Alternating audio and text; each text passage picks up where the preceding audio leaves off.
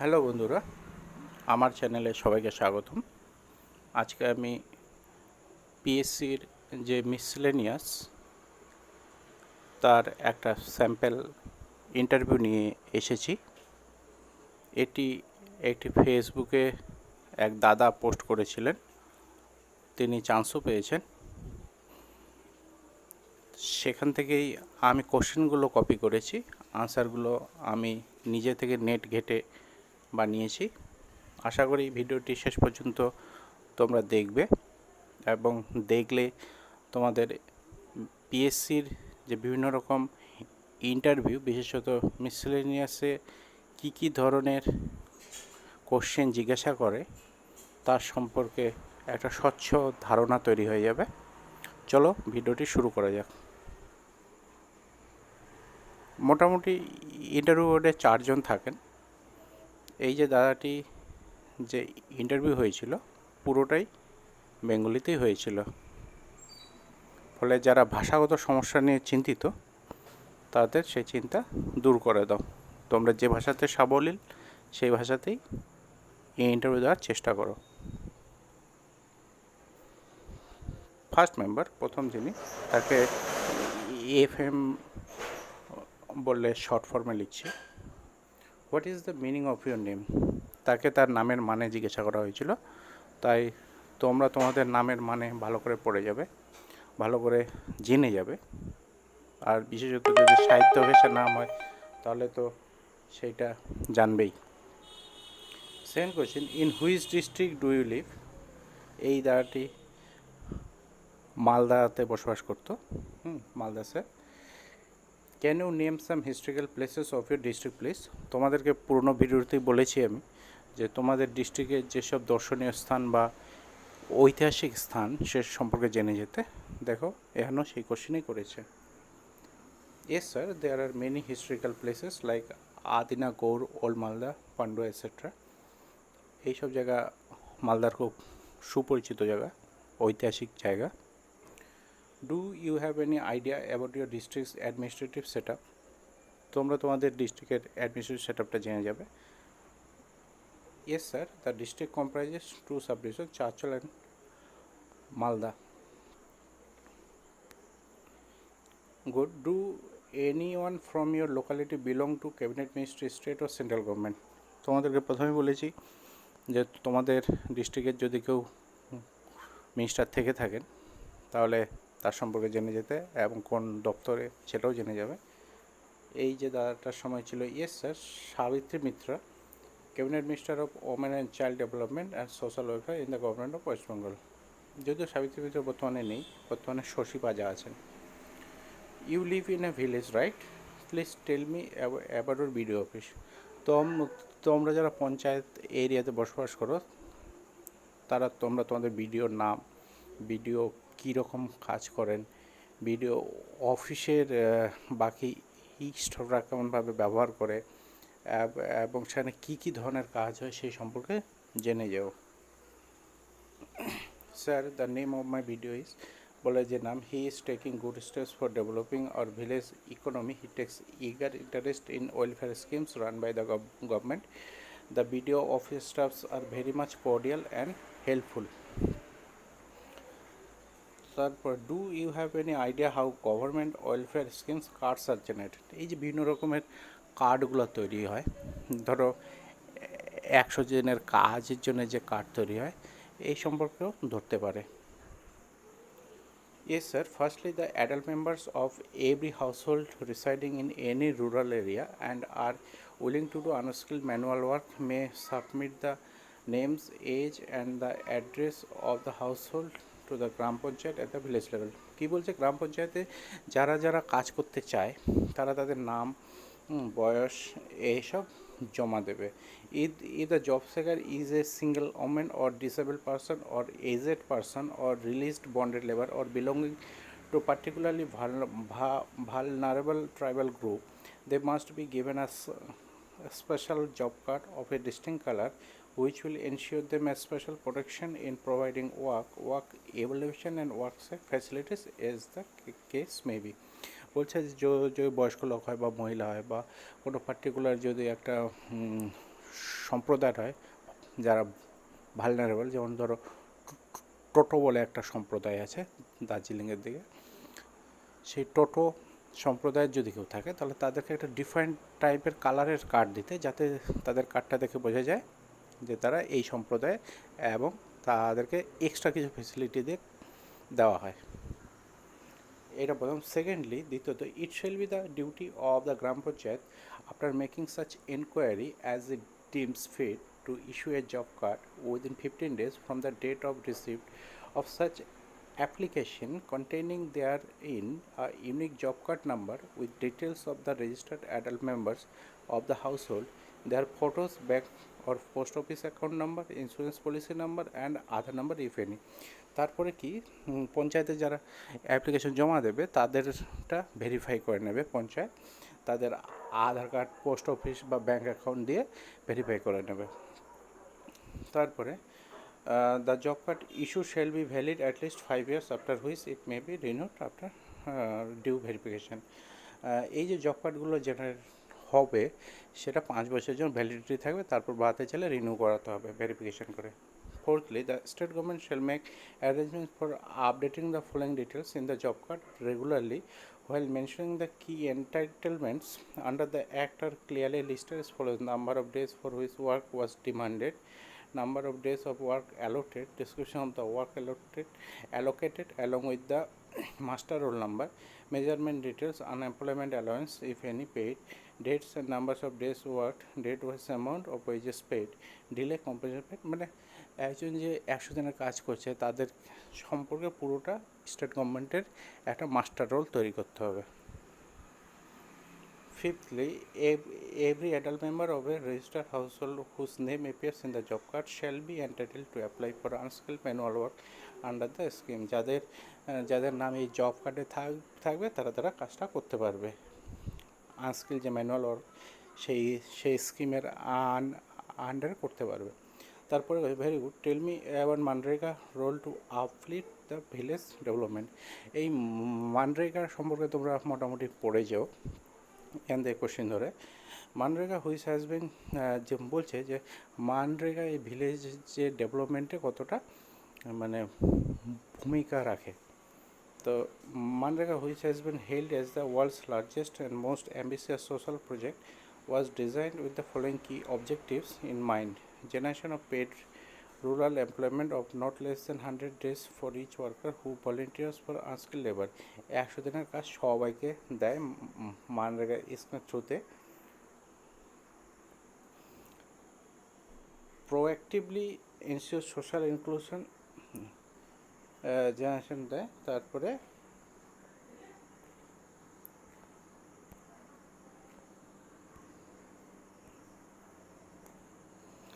proactively ensuring social inclusion by strengthening livelihood based on rural poor। এই যে 100 দিনের কাজ দিয়ে যে তাদের জীবনযাত্রার মানের উন্নতি ঘটায়। Creation of durable assets in rural area such as wells, ponds, roads and canals. বিভিন্ন রকম যে রুরাল অ্যাসেটসগুলো যেমন পুকুর, কুয়ো, তারপর রাস্তাঘাট, ক্যানাল, এসব এর মাধ্যমে বানানো হয়।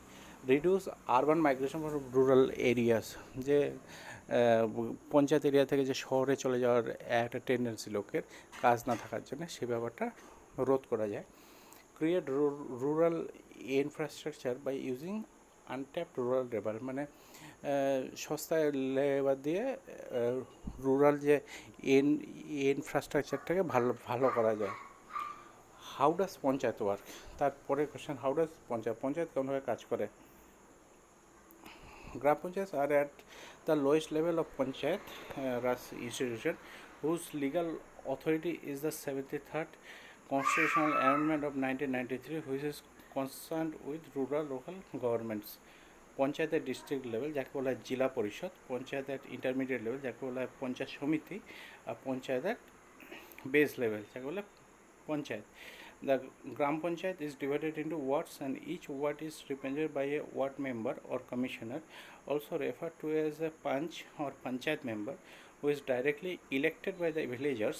The Panchayat is chaired by the president of the village known as Sarpanch. The term of the elected representatives is 5 years.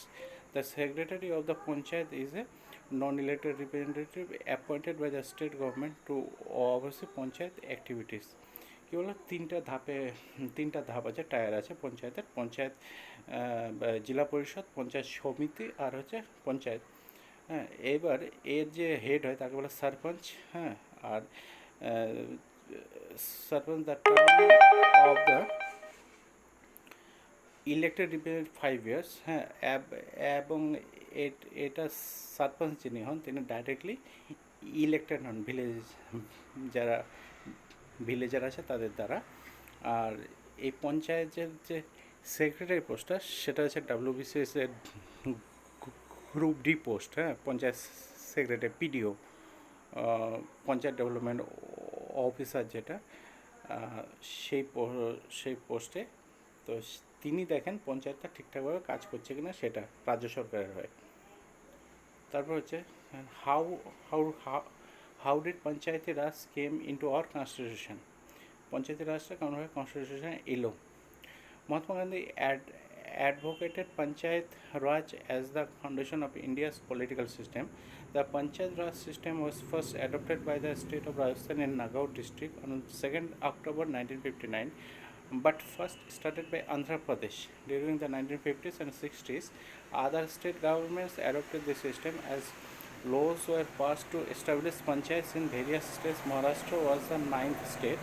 It also founded backing in the Indian Constitution with the 73rd Amendment in 1992 to accommodate the idea. It was based on the recommendation of Balwant Rai Mehta Committee.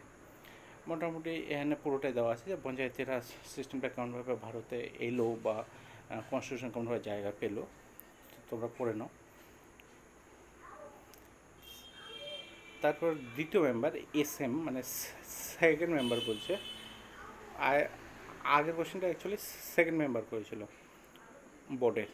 তারপরে what is the source of our preamble. Preamble সোর্সটা কি? The preamble is based on the objectives which was drafted and moved in the Constituent Assembly by Jawaharlal Nehru on 13 December 1946. First prime minister Jawaharlal Nehru যখন 1946-এ 13 ডিসেম্বরে যে objective resolution pass করেছিলেন সেটাই পরবর্তীকালে preamble রূপে কনস্টিটিউশনে জায়গা পায়। এবং এই প্রিএমবেল ওয়ার্ল্ডের মধ্যে ফার্স্ট ইউজ করে ইউএসএ, এবং ইউএসএর দ্বারা ইন্সপায়ার্ড হয়ে আমরা সেটা কনস্টিটিউশনে ঢুকিয়েছি। How did justice, liberty, secular and integrity make place in preamble. প্রিএমবেলে কেমনভাবে এলো এই justice, liberty, secular, integrity make place in preamble. তো বলছে লিবার্টি, ইকুয়ালিটি অ্যান্ড ফ্র্যাটার্নিটি কোথা থেকে এসছে? ফ্রান্স থেকে। ফ্রান্সের যে রিভলিউশন হয়েছিল সেখান থেকে 1789 খ্রিস্টাব্দে। Idea of social, economic and political justice in preamble Russia থেকে এসছে। রাশিয়াতে যে বিপ্লব হয়েছিল সেখান থেকে। The 42nd amendment change the description of India from a sovereign democratic republic to a sovereign socialist secular democratic republic. 42nd amendment দিয়ে secular কথাটা ঢুকেছে। And also change the words unity of the nation to unity and integrity of the nation. এই যে integrity ওয়ার্ডটাও 42nd অ্যামেন্ডমেন্টের থ্রুতে ঢুকেছে। Second member বলছে what is the difference between fundamental rights and directive principles. এখানে আমি সুন্দর করে চার্ট করে দিয়েছি, দেখে নাও। Fundamental rights are directive principle. Fundamental rights ki these are negative as they prohibit the state from doing certain things. Fundamental rights স্টেটকে কোনো কিছু করার থেকে প্রতিরোধ করে। আর ডাইরেক্টিভ প্রিন্সিপালস কি this are positive as they requires the state to do certain things. এখানে directive দেয় কোনো কিছু করার, তাহলে সেই অর্থে পজিটিভ এরা।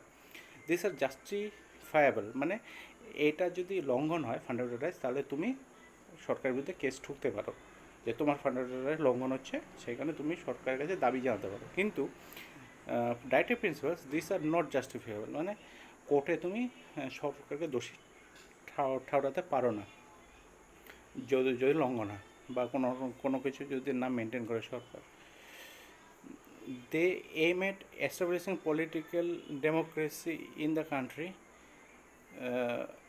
কি পলিটিক্যাল ডেমোক্রেসি নিয়ে আছে ফান্ডামেন্টাল রাইটস। আর directive principles they aim at establishing social and economic democracy in the country. Social and economic যে ডেমোক্রেসিটা নিয়ে আসে, সামাজিক এবং অর্থনৈতিক যে গণতন্ত্রটা নিয়ে আসে, সেই জিনিসটা নিয়ে আসে হচ্ছে directive principles.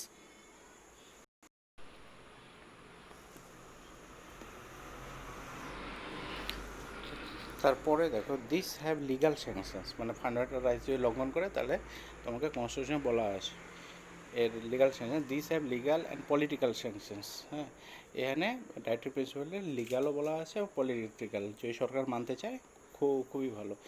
They promote the welfare of the individual. Fundamental rights as a particular ব্যক্তির যে মানে রাইটসগুলো সেটাকে ডিফাইন করে। আর directive principle they promote the welfare of the community as a whole, পুরো নেশনের বা পুরো কমিউনিটির যে ওয়েলফেয়ার নিয়ে ভাবে হচ্ছে directive principles. They do not require any legislation for the implementation. পার্লামেন্টকে কোনো রকম লেজিসলেশন বানানোর দরকার নেই ফান্ডামেন্টাল রাইটসকে প্রয়োগ করার জন্য বা রোধ করার জন্য, কিন্তু ডাইরেক্টিভ প্রিন্সিপালস প্রয়োগ করার জন্য নতুন করে আইন নিয়ে আসতে হয় বা অর্ডিন্যান্স নিয়ে আসতে হয়। The courts are bound to declare a law violative of any of the fundamental rights are unconstitutional and invalid. যদি কোনো সরকার কোনো ল বানায় এবং সেটা যদি ফান্ডামেন্টাল রাইটসকে লঙ্ঘন করে, তাহলে সেই লটি নাল অ্যান্ড ভয়েড হয়ে যাবে। কিন্তু the court cannot declare a law violative of any of the directive principles as unconstitutional and invalid. যদি ডাইরেক্টিভ প্রিন্সিপাল, সরকার কোনো একটা ল বানালো যেটাতে ডাইরেক্টিভ প্রিন্সিপাল লঙ্ঘিত হচ্ছে, কিন্তু তাতে করে কোর্ট কোনো রকম রায় দিতে পারে না সরকারের বিরুদ্ধে। এইটাই মোটামুটি এতে মধ্যে পার্থক্য। তারপরে বলছে very good, what is the procedure for selecting supreme court জাজ? সুপ্রিম কোর্ট জাজ কেমন হয় সিলেক্ট হয়? তোমরা এখানে দুটো প্রসিডিওর জেনে রাখবে, যে চিফ জাস্টিস কেমনভাবে সিলেক্ট হয় আর নর্মাল যে সুপ্রিম কোর্ট জাজেস তারা কোনোভাবে সিলেক্ট হয়।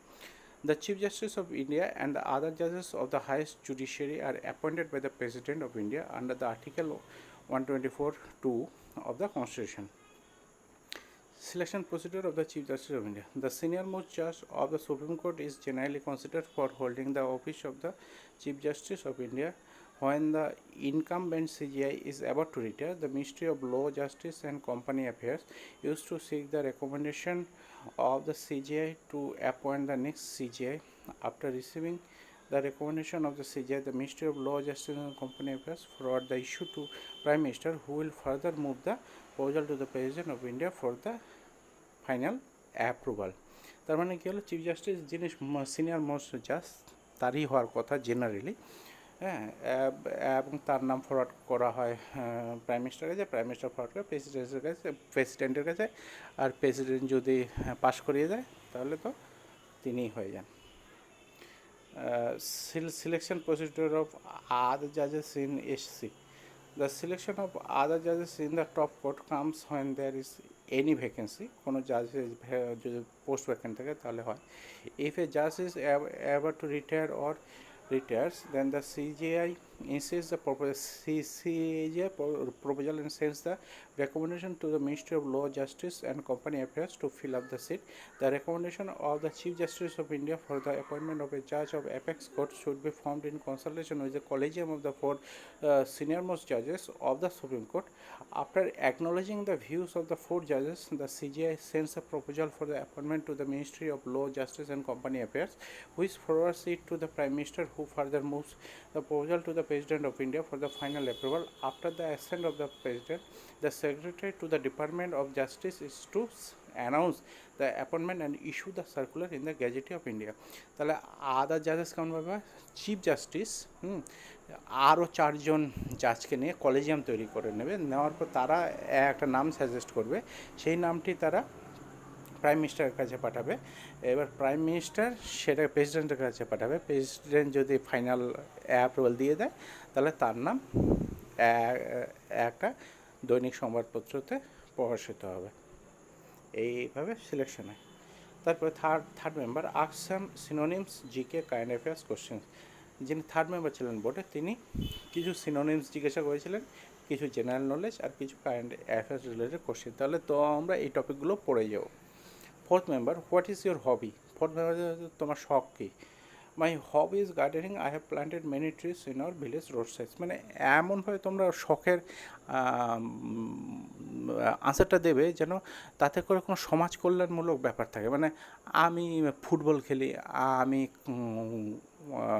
বই পড়ি, এইসব ঠিক পুরনো গোছের হয়ে গেছে। মানে নতুনভাবে দিতে গেলে সাস্টেনেবল ডেভেলপমেন্ট গোল বলে যে কথাটা হয় না, যে ন্যাচারাল রিসোর্সকে রেখে আমরা কতটা তার ঠিকঠাক ব্যবহার করে যেতে পারি, সেই রকমভাবে এই আনসারগুলোকেও সেইরকমভাবে সাস্টেনেবল ডেভেলপমেন্ট গোলের মতো করে দিতে হবে, যাতে করে সেখান থেকে সমাজের ভালো দিক একটা ফুটে ওঠে। Do you read any novel, তারপর তাকে জিজ্ঞাসা করা হয়েছিল, এফ আর মানে fourth member, do you read any novel, তুমি কোনো নোবেল পড়ো? Yes sir, I have read many novels of Saratchandra Chattopadhyay. What is the common character of his novels? তোমরা যারা শরৎচন্দ্রের ফ্যান বা শরৎচন্দ্রের নোবেল পড়েছ, আমারও ভীষণ পড়তে ভালো লাগে শরৎচন্দ্রের নোবেল। তো তার একটা কমন ক্যারেক্টার দেখবে, বিধবা, হয় তার মা বিধবা, নয় তার বৌদি বিধবা, এরকম করে। কারণ শরৎচন্দ্রের নিজের মা ছিলেন বিধবা, সেই কারণে তিনি সেই ক্যারেক্টারটাকে প্রত্যেকটাতেই ফুটিয়ে তুলতেন। তো এখান থেকেও মাঝে মধ্যে কোশ্চেন হয়, what is the common character of his novels, why do sir, আক্স আওয়ার গ্রাজুয়েশন সাবজেক্ট এটসেট্রা। আরও কিছু, তো আমরা যে যে সাবজেক্ট নিয়ে ব্যাচেলার ডিগ্রি করেছো, ব্যাচেলার পাস করেছো, সেই সব তোমাদের নিজস্ব সাবজেক্ট সম্পর্কে কিছুটা জেনে যাও। All the best, thank you sir. তাহলে মোটামুটি আমি তোমাদের একটা স্বচ্ছ ধারণা দেওয়ার চেষ্টা করলাম। হ্যাঁ, তোমাদের যে ভিডিওটা পছন্দ হয় তাহলে লাইক এবং শেয়ার করো, আর চ্যানেলটি অবশ্যই সাবস্ক্রাইব করো, তাতে করে আমি যেন আরও ভিডিও পাওয়ার উৎসাহ পাই। Thank you, all the best.